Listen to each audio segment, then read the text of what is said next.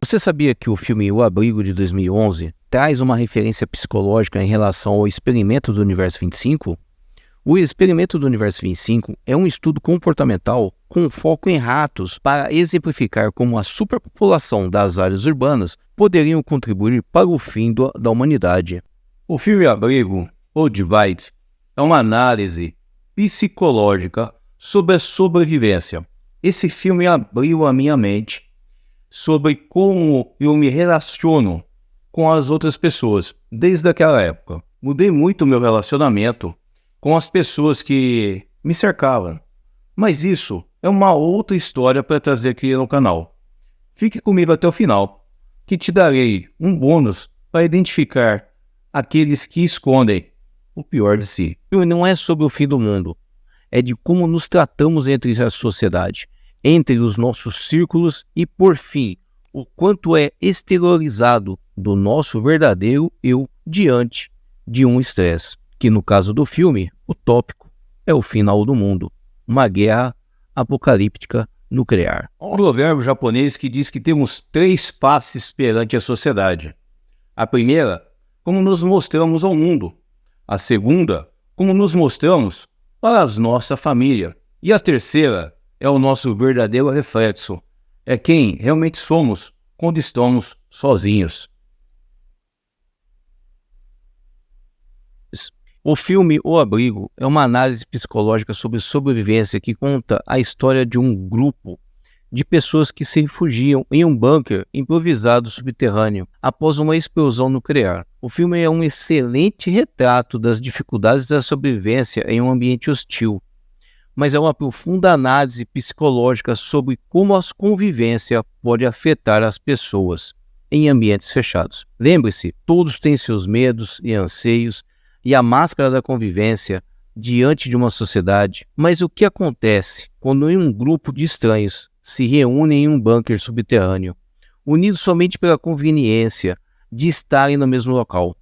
Eles são de diferentes origens e classes sociais, mas foram unidos por um objetivo comum: sobreviver.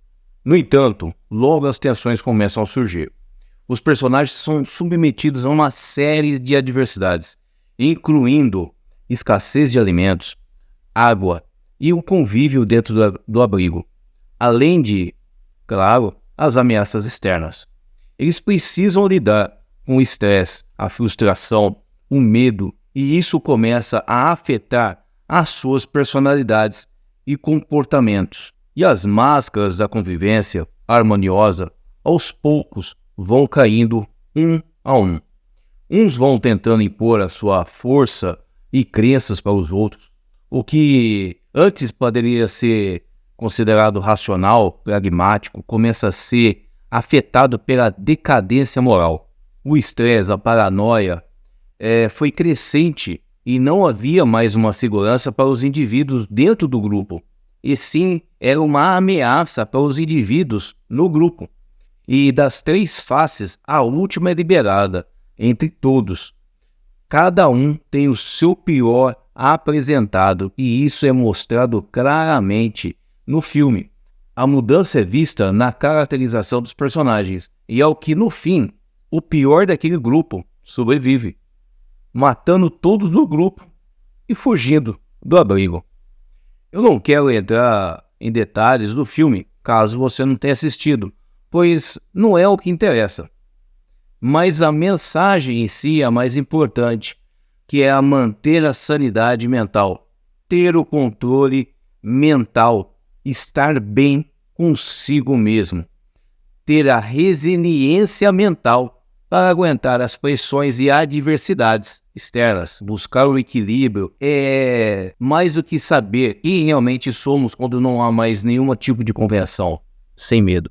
O filme O Abrigo pode ser comparado ao experimento Cidade dos Ratos, realizado pelo psicólogo John Calhoun em 1954. No experimento intitulado Universo 25, Calhoun colocou 22 ratos em uma gaiola de 2,5 metros quadrado. Os ratos tinham comida e água em abundância, mas logo eles começaram a apresentar comportamentos estranhos. Eles se tornaram agressivos, violentos e sexualmente disfuncionais. No final, a população de ratos.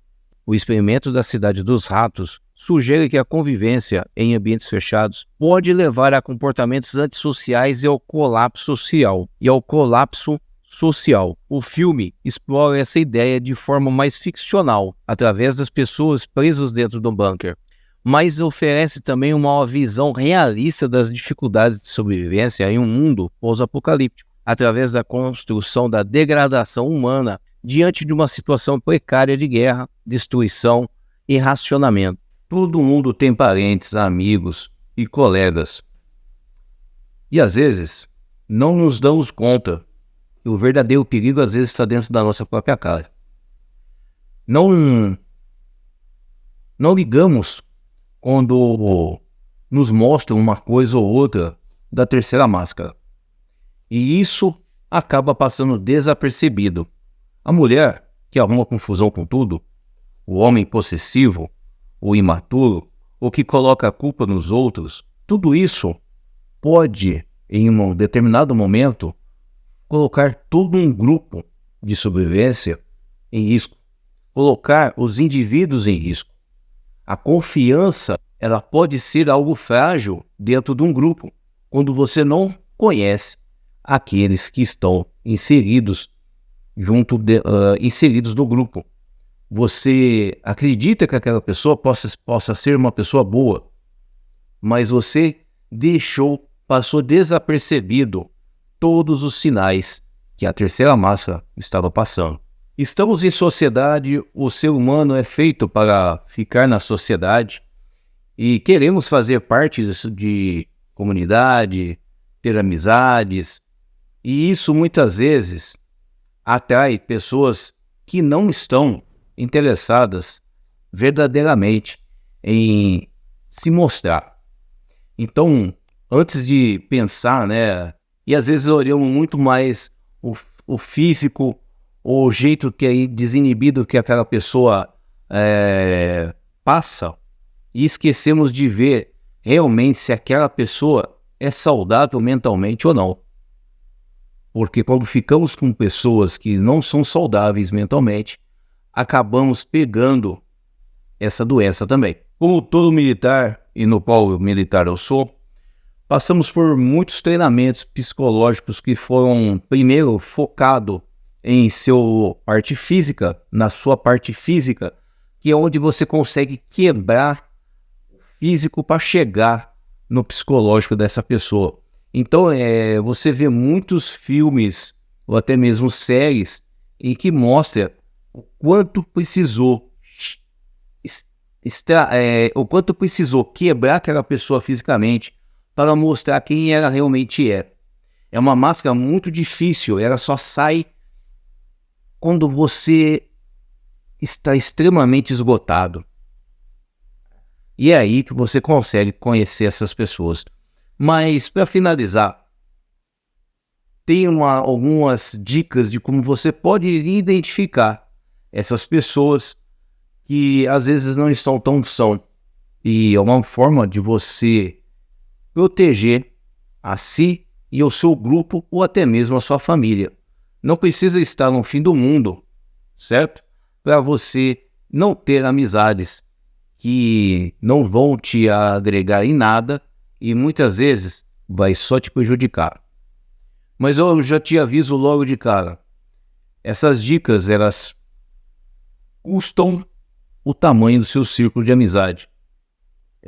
No meu caso, eles são extremamente pequenos, mas são grandiosos na riqueza de que essas poucas pessoas que estão ao meu convívio nos proporcionam. E a melhor dica é você se inscrever aqui no meu canal para aprender melhor os conceitos de preparação e sobrevivência. E isso tudo tem a ver se você vai se inscrever ou não. A nossa primeira dica é: observe como as pessoas tratam os outros que possam ser inferiores. Isso muito revela o tipo de caráter que o indivíduo tem. Tratar quem consideramos iguais ou respeitáveis é muito fácil. Veja como as pessoas em posições menos privilegiadas ou as que têm um certo tipo de poder, a pessoa em questão trata elas. Essas pessoas em situações de estresse são as primeiras a te trair. Outro ponto, como você lida com as críticas. Sim, como se lidar com as críticas sem levar para o lado pessoal é um dos fatores que mais indicam descontrole e, dependendo, podendo surgir em agressões físicas. É preciso estar bem consigo para receber as críticas, vai te ajudar a entender quem realmente está com você dentro do grupo, dentro da sua família ou até mesmo dentro do seu círculo de amizade. Porque imagina uma pessoa que não sabe lidar com as críticas, ela pode estar levando para o lado pessoal ou até mesmo utilizando as críticas ou colocar um empecilho para tudo que você for fazer. Então, às vezes, ter esse tipo de pessoa ou não saber interpretar uma diferença entre uma crítica construtiva ou uma crítica pejorativa é importante, porque às vezes você pode estar com um inimigo invisível dentro do seu círculo. Outra dica, saber interpretar uma linguagem corporal é tudo. Às vezes a pessoa mostra tudo na linguagem não verbalizada. O corpo não mente. Eu indico ler o livro Desvendando os Segredos da Linguagem Corporal. Só um momento. Esse daqui. Podem ver. Tem outros.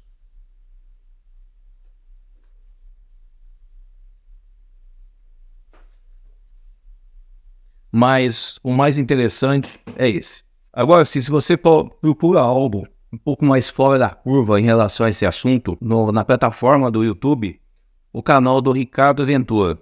Os vídeos dele são sensacionais e você aprende muito a identificar a leitura do corpo. Outro ponto, como você recebe um não? Como a pessoa do seu círculo recebe também um não? Como você reage ao receber uma negativa? Isso revela muito também de si e dos outros que estão ao seu redor. Uma ação em que você diz um não e a pessoa toma isso com respeito é um bom sinal. Mas é uma história diferente quando pessoas tentam manipular aos desejos dessa pessoa. Preste muita atenção. Isso é um sinal claro, muitas vezes, de desrespeito. E você não gostará de ser vítima disso. Isso me lembra muito do filme Sim, Senhor, do Jim Carrey, de 2008, onde o ator interpreta Carl Arlen. Ele aprende, durante o filme, a entender os conceitos entre dizer não e o dizer sim.